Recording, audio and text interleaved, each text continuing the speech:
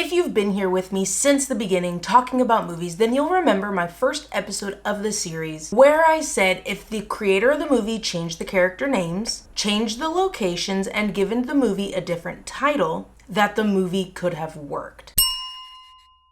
Halloween Ends picks up 4 years after the events of Halloween Kills. 4 years since the last time the masked killer Michael Myers was seen.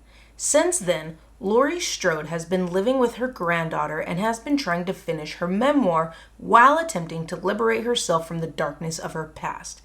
Despite her efforts, when a young man is accused of murder, it ignites a flood of violence and terror that forces Laurie to confront the evil she cannot control. This movie actually had a really good opportunity to close the book on the iconic story of Laurie Strode and Michael Myers in a real, meaningful, and impactful way. The movie, in regard to the two specifically, was absolutely giving in the last 20 minutes of the 1 hour and 51 minute runtime. And I really wish that what we saw in the end in that last 20 minutes was showcased throughout the entire film. Quite honestly, I would say that that's what the fans wanted and what they deserved. Instead of focusing the final installment of this timeline on the icons that we know and love, it chose to focus on Laurie's granddaughter, Allyson Nelson, and Corey Cunningham, that young man accused of murder. This staggering departure of focus really dragged the whole movie down, so much so that those last scenes couldn't save the movie. I will say, however, the acting was really good, and despite my issues story-wise with the characters, Rowan Campbell was a standout and really brought a lot to the movie, especially when he had the opportunity to show those subtle moments of the character where you could clearly see something brewing just beneath the surface. Regardless of how I felt the character was written in this movie, Andi Matichak really brought a different side to Allyson that we hadn't seen before. Jamie Lee Curtis might have had some interesting lines of dialogue, but she stole every scene she was in. And honestly, after Halloween Kills, she deserved so much more screen time. Okay, so I watched it so you don't have to, but was it worth the watch? If you are a fan of Laurie Strode and the masked killer Michael Myers, and you followed all this time, especially if you followed through all the timelines, then you have to see this movie. It does offer an exciting conclusion to the iconic pair in a very small 20 minutes, but it was exciting to watch nonetheless. If you follow me on Instagram, then you know.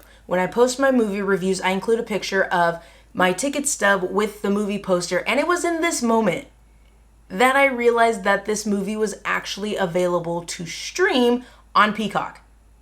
So, that said, I will say don't do what I did, don't spend money to see it in the theaters. I would say stream it if you're interested in watching the movie. The runtime was nearly 2 hours, and it managed to be messy and muddied the two very distinct stories. We had the through line of Laurie and Michael, but then we got hit hard with the story of Corey and Allyson that was told in a way that didn't make sense, specifically for Allyson's character. I will say I don't mind the idea of Michael being the personification of fear. It's actually a really interesting concept that the movie's framed very well and clearly enough through Halloween, Halloween Kills, and Halloween Ends.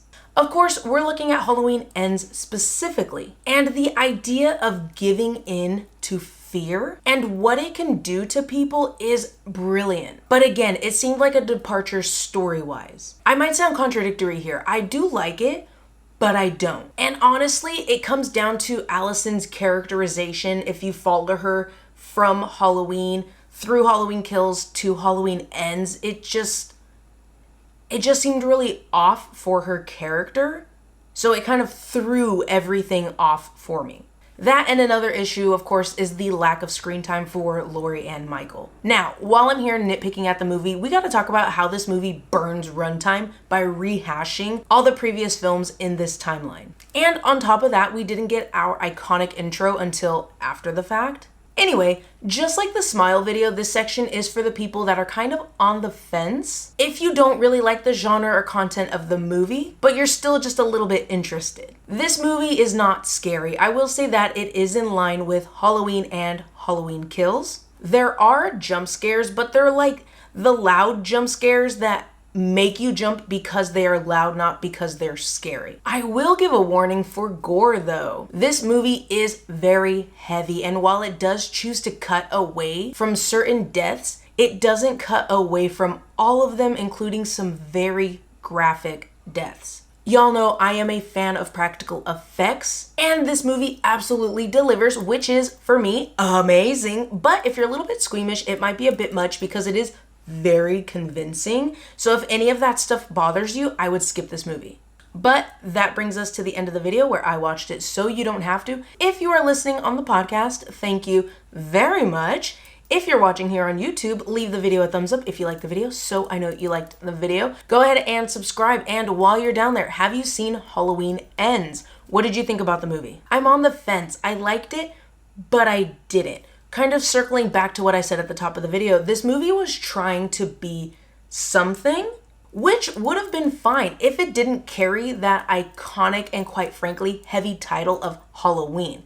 Like I said, if the creators changed the character names, changed the location, and given it a different title, this movie would have blown my mind because I really liked the idea. I liked the concept of what fear can do to society and kind of, because of that, what society can create. It's extremely interesting, and I just wish the movie balanced that idea because I don't want that idea to be gone. Again, it's a through line kind of evolution of fear, kind of what fear does to you, what fear does to others, what fear does to everyone. I just wish they balanced it better with the story of Laurie Strode and Michael Myers. I think had they balanced it better, this movie could have been really, really good.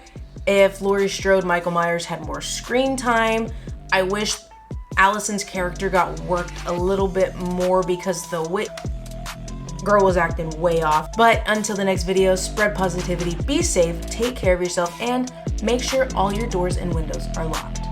Bye.